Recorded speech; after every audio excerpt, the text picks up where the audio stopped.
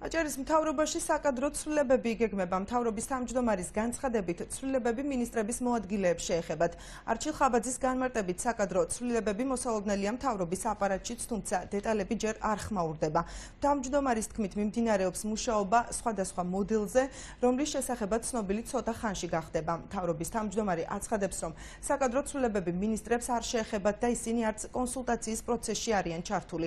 რაც შეეხება საკადრო ცვლილებების აუცილებლობას, არჩილ ხაბაძე რიგი რგოლების სისუსტით ხსნის. პირველ რიგში გავაცხადებ, რომ აპარატში ხდება რეორგანიზაცია აუცილებლად, გატარდება ამ კუთხით ცვლილებები იქნება სხვადასხვა სამინისტრო, ოთხივე სამინისტროში სავარაუდოდ და ალბათ მინისტრებს არ შეეხება და შეეხება მაქსიმუმ მოადგილეებს. არის გოლები, რომელიც მოისუსტებენ და მე ვფიქრობ, რომ ის გავლილი პერიოდი, რაც გავიარე წელიწადნახევარი, ამის მაჩვენებელია, ჩვენ ამას ამ გადაწყვეტილებებს ექნება აუცილებლად არგუმენტები.